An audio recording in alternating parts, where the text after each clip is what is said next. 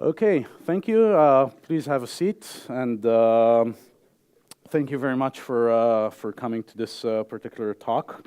I apologize in advance for inflicting this on you so early in the morning, but for the next 50 minutes, we're going to be talking about dependency injection, ostensibly. Now, my name is Tomo. I'm not going to bother you with the company that I work for, because what instead I'm going to be bothering you with is this.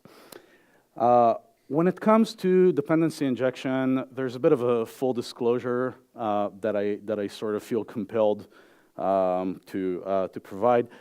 I was never a big fan of this. Is not working right. Hold on. Let me reset this thing. All right. I was never a big fan of dependency injection. So the impetus for this talk was that I had had a great many arguments with a great many people about the various aspects of dependency injection, the pros and the cons.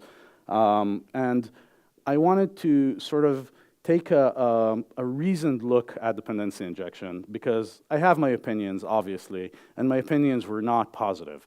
And I wanted to, but a lot of people sort of have a very positive opinion of dependency injection as a pattern. I wanted to try and go back to basics, figure out why it is that people believe so heartfeltly that dependency injection is a good thing. So I read a ton of material. I read all the sort of canonical Martin Fowler and Uncle Bob blog posts and books, etc. A lot of Wikipedia, just a lot of stuff. I spoke to a bunch of people. I interviewed a few people from the local industry in Israel who are self-professed proponents of dependency injection. And I gave it a lot of thought. I basically tried to answer a very simple question. What is it that I'm missing here? Right? How is it that this thing that I have zero interest in, and I think is a bad thing, is so heavily influential in the industry? So the result, unfortunately, of this entire process is this is still going to be a rant. So thank you for coming to my 50-minute long rant on dependency injection. That's just setting the stage. Here's what we're going to do. So going back to basics, when I say dependency injection, you probably have something like this in mind. And this is also what I thought dependency injection meant. And it turned out that that's not exactly the case. We're still going to be talking about things like juice, but it turns out that dependency injection actually means something a little bit different. So let's first do kind of a walkthrough on what dependency injection is, what are sort of the ancillary patterns or ancillary techniques that are in common use, and hopefully figure out where and why we all went wrong in software engineering in the way that we build systems.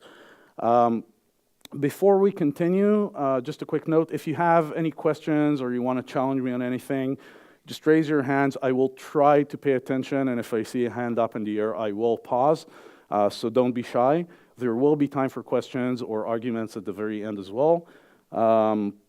This is supposed to be fun. I don't know that it is fun, but we'll try and make it work. So, starting at the very, very beginning, right? We have solid. The 5 solid principles as sort of espoused by Michael Feathers way back when.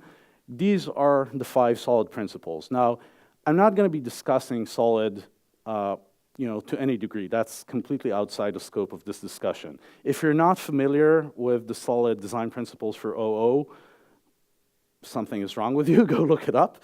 But if you are familiar with them, typically you haven't necessarily dug to any depth into any of them. Now, these are the 5 principles. We're not going to be talking about most of them. We're going to be focusing on that last one, the D in solid. And you might notice that what it says here is dependency inversion as opposed to dependency injection. Right? That is a very common misconception that dependency injection is the D in solid. It's not. So dependency inversion is sort of a very basic principle that underlies everything else we're going to be talking about. So let's just spend about 2 minutes discussing what it is. Dependency inversion fundamentally is a very, very simple idea. We have 2 systems, one depends on the other. Let's call them system A and system B. right? You might have an OAuth provider. It needs some sort of user store to actually manage its authorization authentication mechanisms, right? So we have this dependency. What dependency inversion stipulates is that system A, the OAuth provider in this case, must not directly depend on system B. By which I mean the concrete implementation of the OAuth provider should not directly depend on the concrete implementation of, in this case, the MySQL-based user store, right? This is just an example. Don't bother with the details. It's not that important. What is important is dependency inversion tells us that instead we should deal in abstractions. Right? We should extract the concept that is a user store into what, for most modern sort of OO languages, would be probably a user store interface, certainly the case in Java, and that our system should depend on the abstraction and not on the concrete implementation. Right? Is anyone surprised by this? Right? You might not have heard of the name. Oh, one hand came up in the air. I'm hoping you're joking, but if not, then feel free to I'll explain it in more detail later. Fundamentally, right, dependency inversion just stipulates that you should depend on abstractions and not concrete implementations, right? That is almost a trivial thing nowadays. So, is that a good thing? Yes, it is, but it's also old hat, right? This is something we've known for a long time. Sort of every commercial software engineer nowadays knows to do this. It's actually a very old principle, which was first postulated by Uncle Bob way back when, so over 20 years ago. We've kind of come a long way since, right?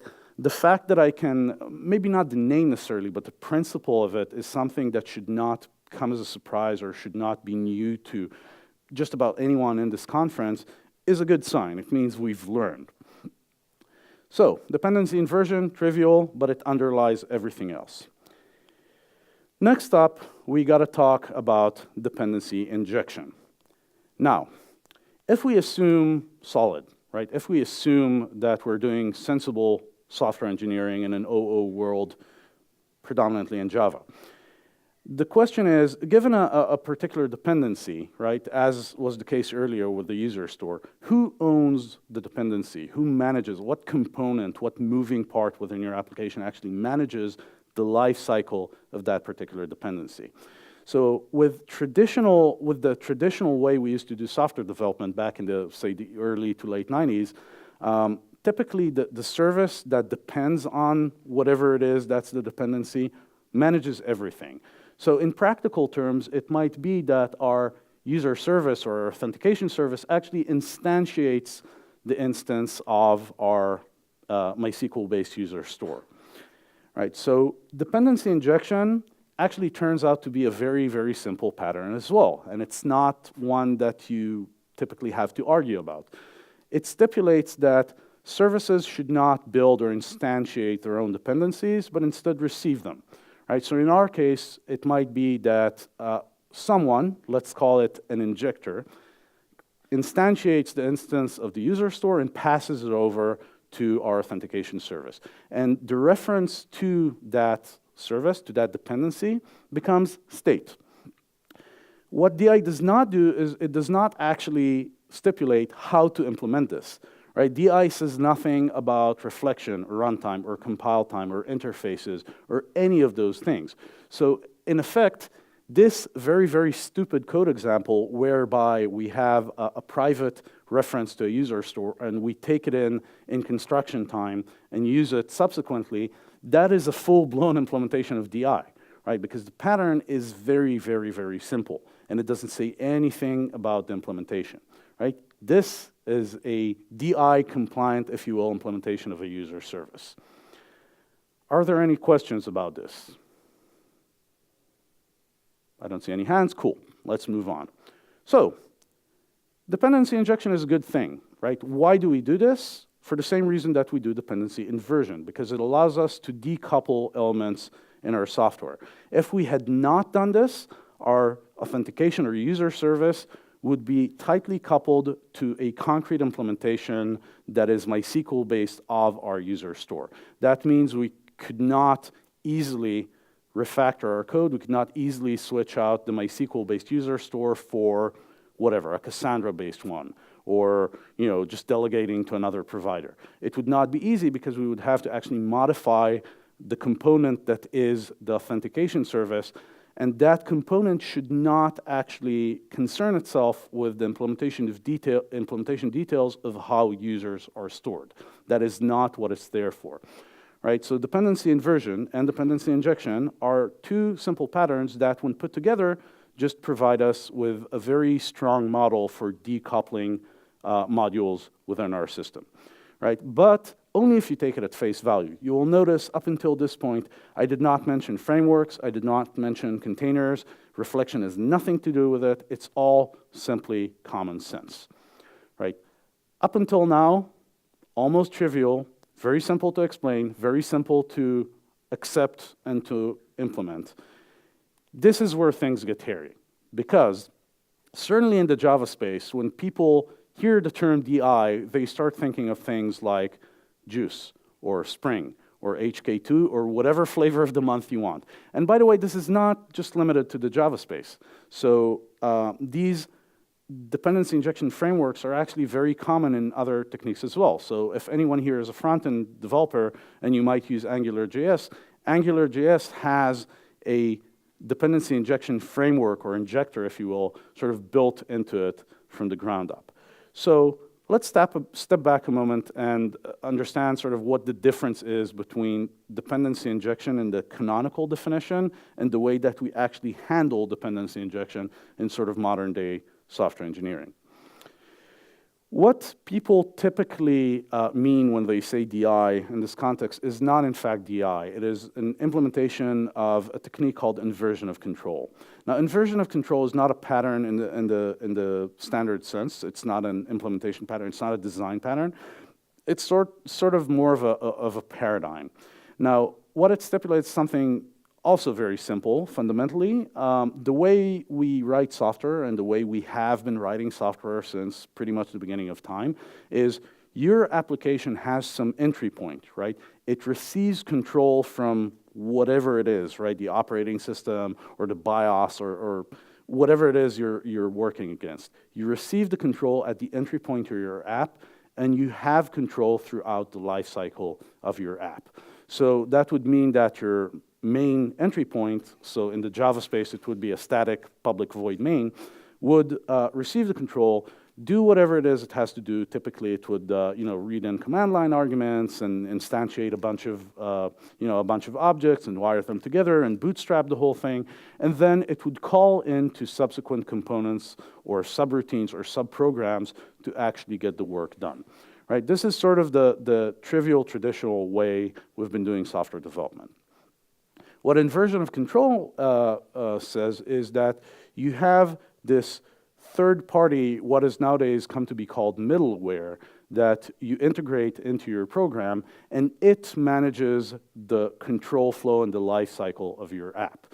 So what that means is, you might or might not have a main function at all. You register a bunch of components or moving parts, and you hand off control to the inversion of control container for whatever purpose, and it actually calls back into your components to get the work done. So this is a very abstract notion, right? Inversion of control is not about dependency injection. It's not about any one thing. It's just a pattern, or actually more like a paradigm of how to engineer things. And it can mean a lot of things. So based on this abstract definition, a servlet container like Jetty might be an inversion of control container, right? You take your app, you add a descriptor, you package it into a var, you hand it off to Jetty or Tomcat or whatever it is, and you let that servlet container actually manage the life cycle of your components, and it calls into your components to get certain things done.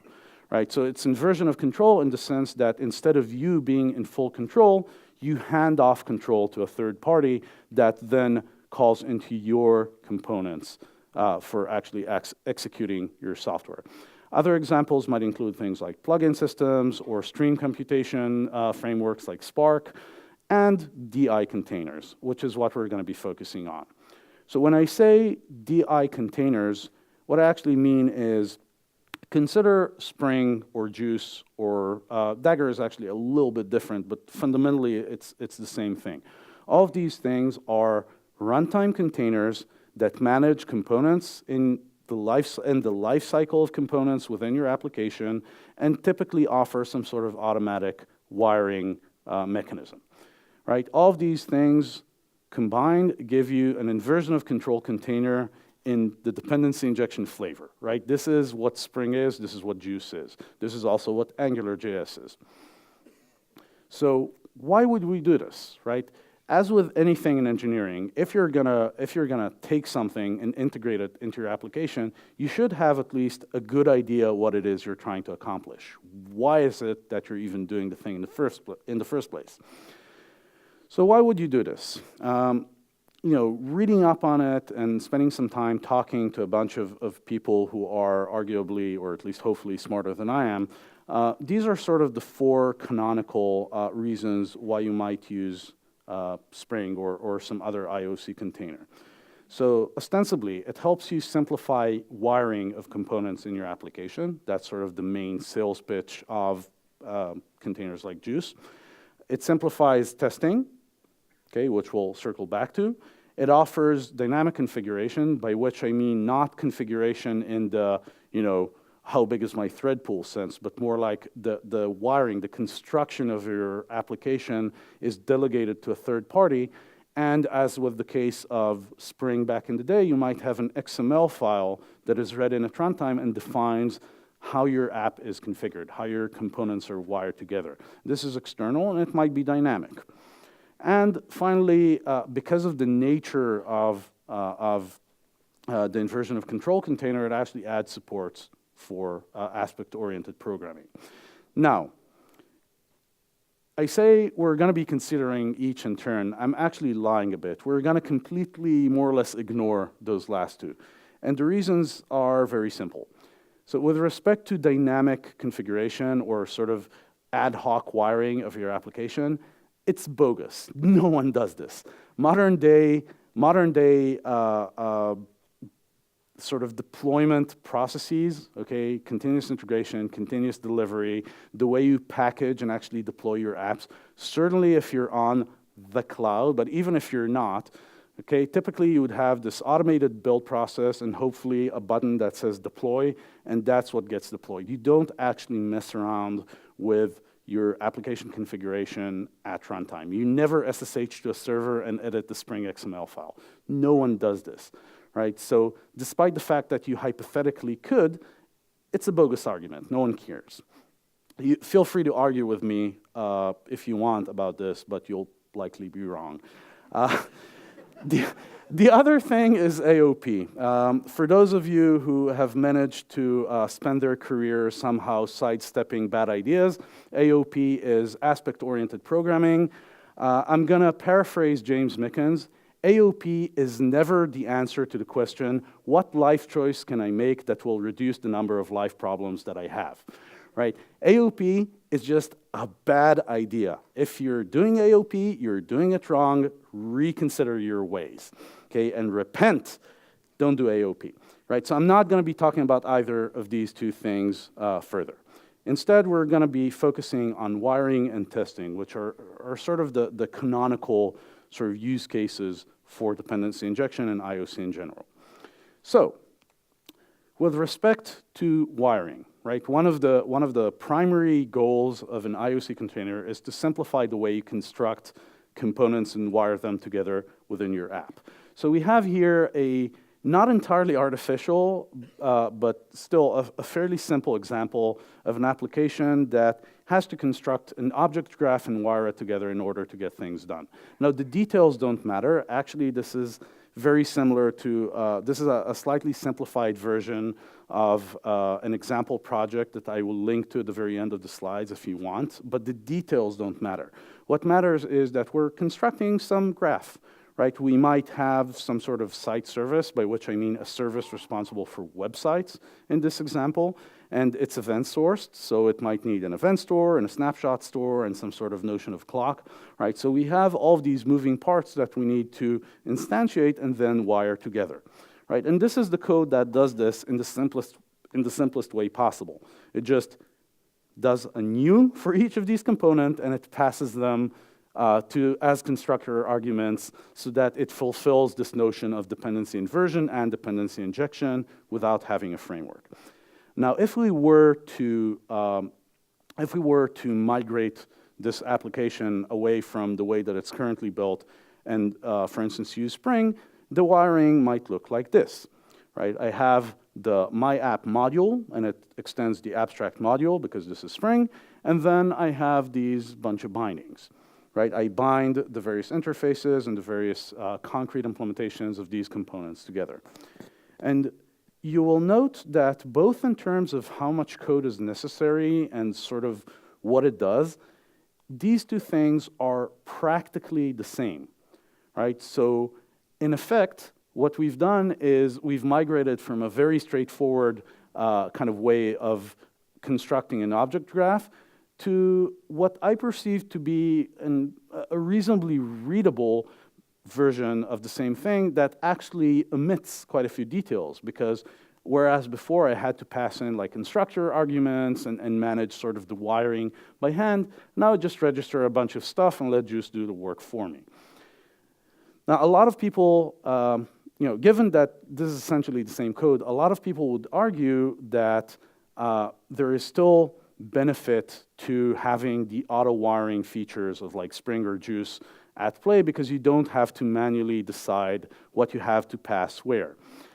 I would argue that that is bullshit. There is no tangible benefit here, right? You end up writing about the same amount of code, except that the code on the right there, which is Juice, is actually less readable and less maintainable than the code on the left that does the wiring manually. It takes about the same amount of space. It gives you nothing, right? It actually makes your code less navigable. So there is no tangible benefit here, but there are real tangible downsides. So especially with things like Spring and class path scanning, you actually have some ramifications on your startup time. That is not actually a huge concern. What is a huge concern is that it actually negatively affects the ability of subsequent software engineers going into your code base to navigate and reason about your code. And the reason is, if constructor arguments are not explicitly passed, you need to, as someone reading the code, you actually need to figure out, okay, well, what argument should have gone in here? If I had to write this by hand, what would have happened? And moreover, typically the resolution, this is sort of a service locator pattern. The resolution actually happens by type. So what happens if you have 2 or more data stores, right? I had registered a JDBI instance in my container, but I might have 2 separate databases, right? I might have 2 MySQL instances, one for events, one for snapshots. So now I have to actually annotate them externally with something like qualifier if you're using Spring, or named if you're using Juice, right? Suddenly you have all of this metadata that is not explicitly part of your code base, just designed to support the sort of wiring that you would have written by hand anyway, and it doesn't even save you a lot of code, right? So that is a tangible sort of downside to having an IOC container handle the wiring for you. And furthermore, with the exception of Dagger 2, all of these containers in the Java space are runtime. So you have dynamic and reflective magic, right? You have dynamic proxies being generated to intercept, intercept calls to generate beans and all of that stuff. That is just absolutely terrible. It makes your stack traces look weird, it makes your code less easy to reason about, and it doesn't give you any tangible benefit, right? And also there is the added benefit that if you screwed up your wiring, you're not gonna know. Instead of having your compiler safeguard you, right, you cannot construct a wrong object graph by hand. If you miss a parameter, your code will not compile. If you just bind stuff into a container and have the container do the auto wiring for you, you're not gonna find out that you've screwed up until runtime. Typically, hopefully, in one of your tests, but not even necessarily that, right? So no tangible benefit, a lot of downsides, and that is actually not the worst of it.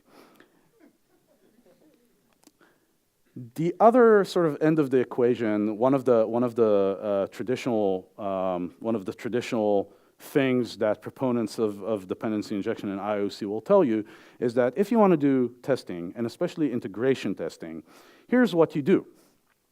You bring up a container, like a Spring context or whatnot, you swap out the containers, the components out of the container with mocks or whatever it is that you need to support your test, and you're done. I call bullshit on that, and here's why. First of all, I want to give you a dictionary definition of a word that is deconstruction. It's a technique of literary analysis that regards meaning as resulting from the differences between words rather than the reference to the thing they stand for.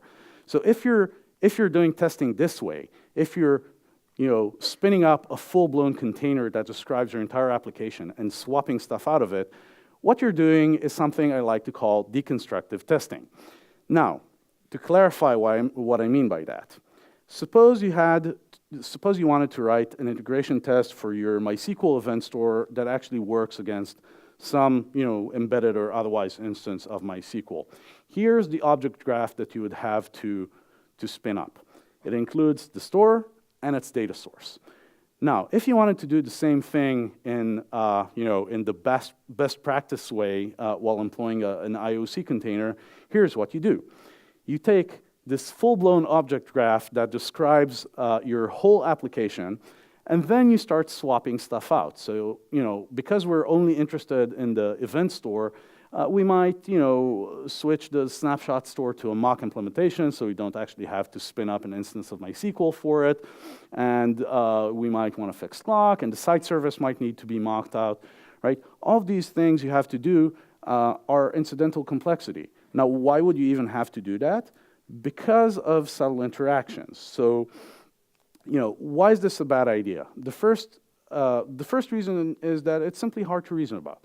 Right? There's a lot of incidental crap that's going on in your test, in setting up your test, that has absolutely nothing to do with what your test is aimed to deal with.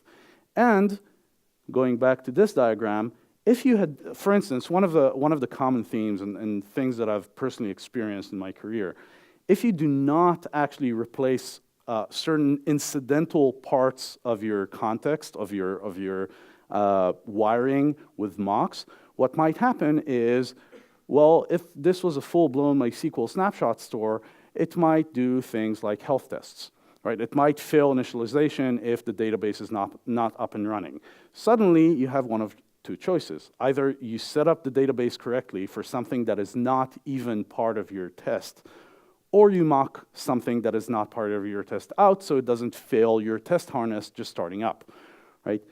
Completely incidental. It has absolutely nothing to do with what it is you're actually trying to accomplish, right? So you have to deal with all of these subtle interactions between components, and mocks are always dangerous because you don't know that you can actually replace an interface with just a stub, because there might be behavior that is expected of it, and it might be in part of your application that you did not even realize was in context for your test, because it's incidental.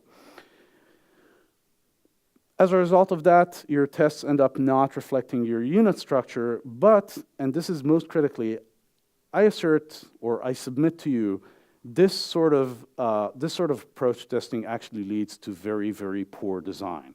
And here is why. If you're writing a test and you're not proactively constructing your object graph by hand in order to test it, you're missing out on two things. The first thing is you're missing out on opportunities to understand like common abstractions and common idioms in your code base, right? If you're relying on some external container to actually set everything up for you and you just deal with the small bits that you're interested in, you lose out on a lot of context with respect to how your various components in your app interact with one another. Right? That is, to me, that is a problem. But the even bigger problem is that humans are very bad at keeping large amounts of state in our heads, right? Very, very bad at this. What this means is that if you're actually testing a subsystem, right, and every test is basically a test over a subset of the total object graph that comprises your application. If that subset, if that subgraph is too big, you're not going to be able to keep it in your head. You're going to want to refactor your code. this is an indication that your code is not well factored, that you need to break your components down further or set them up in different ways.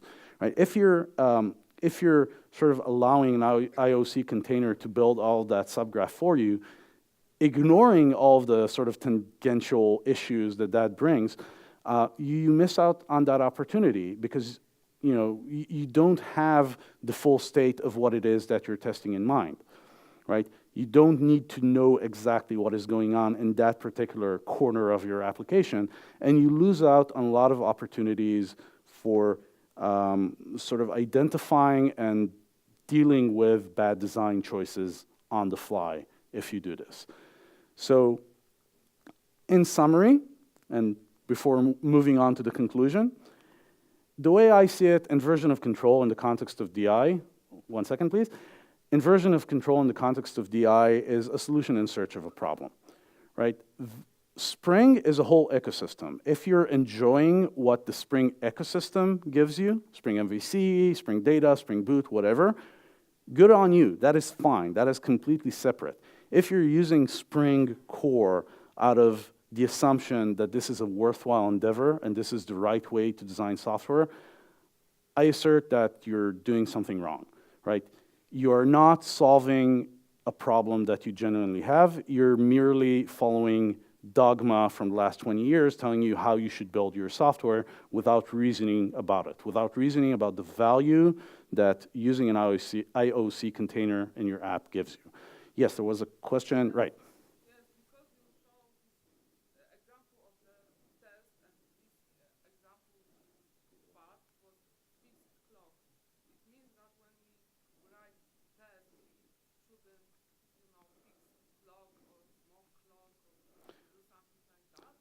So, I think that I have situation when the clock wasn't fixed, this caused some issues with CI, especially when in Poland the time zone has changed, for example, or something like that.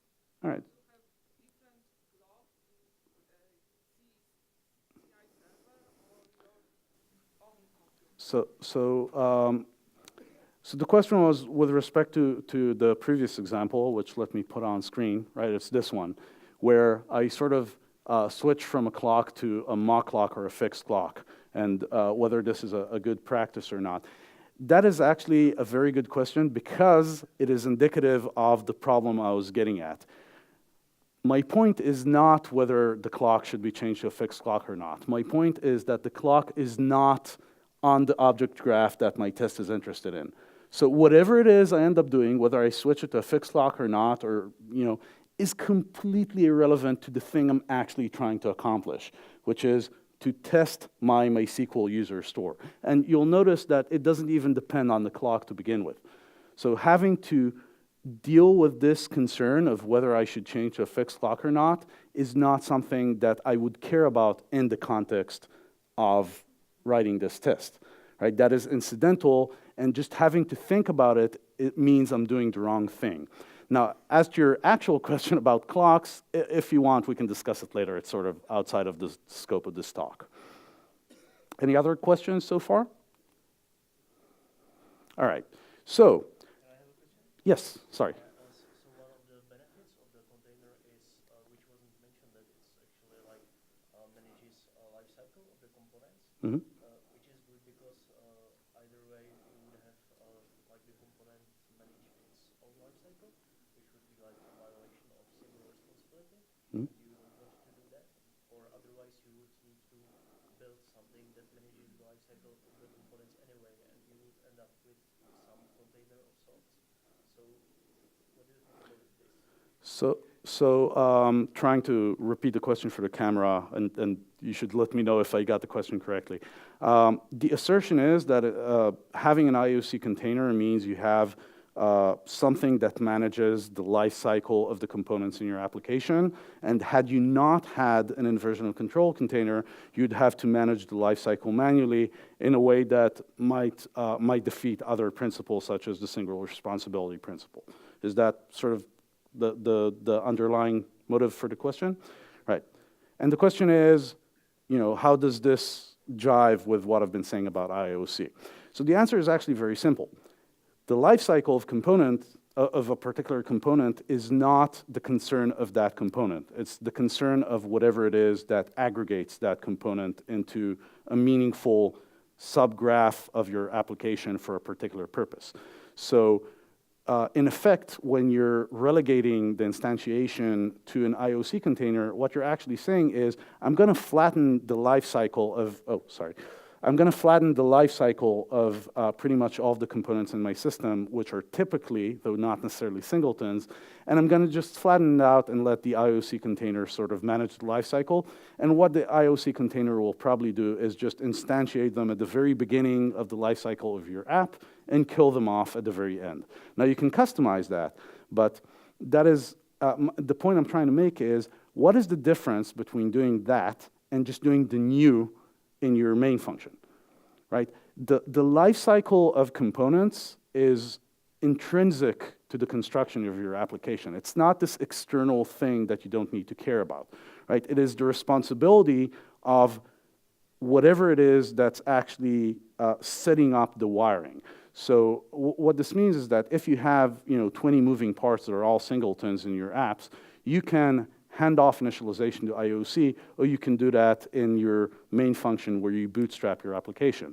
If you have things with differing life cycles, with, like, for instance, you need to create a request context per request, well, you have a component in your application that is essentially the HTTP server. It is responsible for taking in the TCP request, parsing it as an HTTP request, building up the context, and then doing the dispatch to whatever HTTP handler you have registered in the system. That is where you need to instantiate the HTTP request context, because that is the sensible place to put it in. So the life cycle of components usually is a very trivial concern that derives in a very straightforward way from what it is your app is actually trying to accomplish for any given level of your app. I've never once run into a situation where it made sense to instruct Spring or Juice or whatever to actually not use singleton lifetimes. If you're not using singleton lifetimes, you'd usually be much better off either by using a very simple factory pattern, or if it's simple enough, just instantiating whatever it is you're interested in at the point where its life begins, like intercepting the HTTP call and before you dispatch to the handler. That is where you should instantiate it, whether by a factory or not. This is completely, this is sort of an ancillary feature of IOC containers that I find to be more confusing and dangerous than just not having it in the first place. My opinion. All right, so IOC is a solution to a problem that you don't really have, except, when is IOC a valid concern? IOC really sort of comes into its own with huge code bases. And by huge code bases, I mean your monolithic enterprise Java apps of 15 years ago. To that, I would say two things. First of all, if you're sort of still building software in that way, I feel for you, and I have no good advice other than either break your monolith down into something that makes sense, or switch jobs, or whatever, kill yourself. I don't know. The other thing I would say is that even if you are in that situation and you can't get out of it, right? You're an enterprise software engineer, you have 2 kids, and this is all the money you have, and you can't kill yourself, and your wife is unemployed, and your children will die, and you're stuck in that particular job, in that particular position, which is not really a valid concern for us, high-paid, high-tech employees. Still, if you're in that situation, take a long, hard look at IOC and redefine the value that it gives you. IOC doesn't give you a magical thing that deals with the complexity of a really, really huge application. What it does is it enables a trade-off. So it turns out that the bigger, the more complex your software system is, the level of engineering discipline required to both maintain sort of the state of the system in a particular engineer's mind and sort of keep the complexity and the coherency of the code base under control grows not linearly, but exponentially with the size of the code base. The bigger and more complex your system is, the harder it is to keep it reasonable. That is why it is so rare to find a truly large code base that is truly coherent and navigable and sort of elegant, right? If you look at the best breed of 3D game engines, right, the Unreal engines and the EdTech engines of the world, you will see that a tremendous amount of effort by incredibly smart people went into keeping that code base clean and simple and coherent, right? The level of discipline required is crazy. The more complexity you have, the more you need it. So IOC actually enables you to sort of trade off engineering discipline for a less coherent code base, right? You can hire more less disciplined engineers and still sort of make progress, at least in the short term, on your system. But in order to do that, you sacrifice the elegance and coherency and navigability and simplicity of the code base. Go into any sufficiently complex enterprise Z-style system that is based off of Spring or Juice or any of these techniques, and it's a freaking mess. You can't figure out where things come from. You can't figure out what aspects come into play at which points in the life cycle of the app. It's very, very, very hard to reason about. So this trade-off might seem to be a sensible trade-off, but there's actually a corollary here, which is if you're seeing benefit from having an IOC container in your app, you're already spiraling out of control, right? Which I think is why it is so hard to find any sort of large-scale enterprise-style system that you would not consider to be shitty legacy code right off the bat, right? That is one of the many reasons.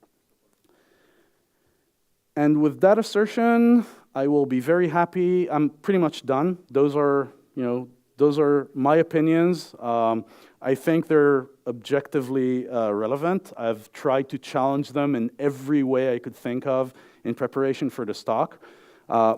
What's changed is that if you had asked me that 5 years ago, what do you think of DI or IOC? I would have said, I don't get why you need it. Nowadays, I get why you need it, and if you need it, you're in deep shit to begin with. So I'm actually affirmed in my opinion that this is a really, really bad software engineering practice. It's more of an anti-pattern than anything, right? Unless you have a very compelling reason, do not use Spring or Juice or Dagger or any of these techniques because it's just not worth it. And more importantly, you don't need it. And with that, if there are any questions, I'd be happy to take them. And if not, thank you very much for your time. I hope this has been at least a little bit entertaining. Cheers.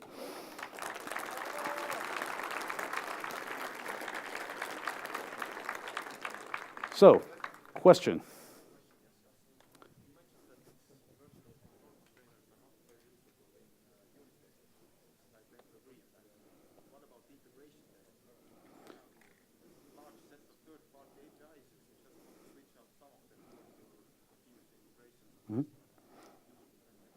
So the question was, paraphrasing the question was, I have mentioned IOC as not being a particularly useful technique for testing. Is it different between unit and sort of integration testing or acceptance tests or whatever you want to call those that involve more than one unit? And I would say that IOC is patently useless for unit testing. I was talking about integration testing when I said that it's still a bad idea. And here's why. If you have a set of units that comprise a single system, some of these might be third parties, and you want to mock them out, that is a sensible thing to want.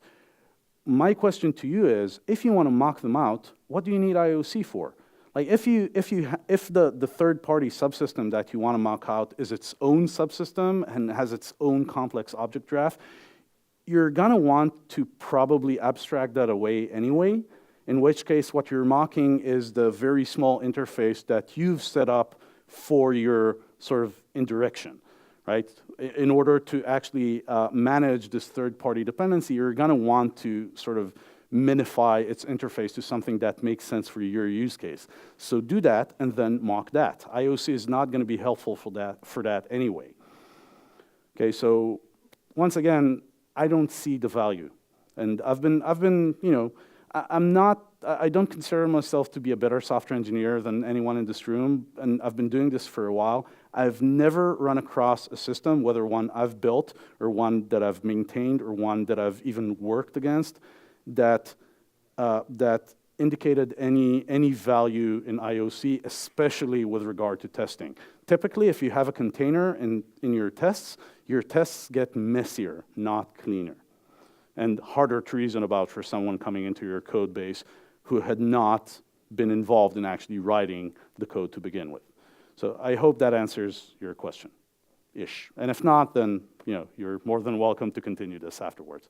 Yes? What about annotation processing? Because if you remove the IOC container, then you are obviously going to process annotation yourself, and you are going to repeat a lot of code every time when you're constructing the number. So the question was, not having an IOC container means you have to do annotation processing sort of yourself, because you don't get that out of the box. My sort of reverse question to you is, what annotations do you use that require processing? Why do you have them? What value do you get out of it? And if you actually get enough value out of it, why are you concerned with having to integrate them into your app yourself? What I'm saying is that you don't need annotations and that they're a bad idea. That, by the way, is not solely my opinion. There's actually a recent article about that exactly. I unfortunately cannot recall who wrote this, but he's someone with much more street cred than I am. And I think it's sort of like annotations can be one of two things. They can either be sort of external metadata that is interesting, things like null and not null. Those are interesting bits of metadata that you don't necessarily need to process ahead of time. You don't code generate based on those. Or it's sort of a metaprogramming language that in conjunction with an annotation processor might actually generate code for you, things like Lombok. That is a completely separate discussion, but it's okay. I'm a heathen on that as well. I don't think you need it. All right, fair enough. You're allowed, but yeah, I've not seen the benefit of sort of annotation-based programming either. The way I see it, it has a lot of the same issues that I covered in this talk. Yes, we actually have a bit more time. Sure.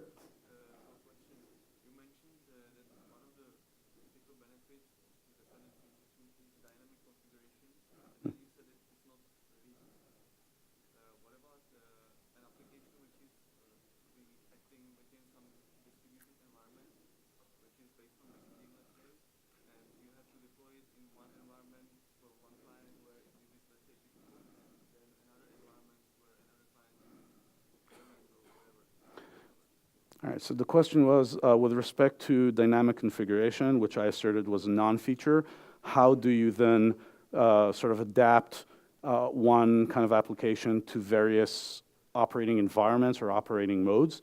Have multiple main functions. Like if you're building on top of sort of a stream computation engine to begin with, you're already working in the context of sort of an inversion of control container like Spark or whatnot, then fundamentally you're not in control. You're not bootstrapping your own application to begin with.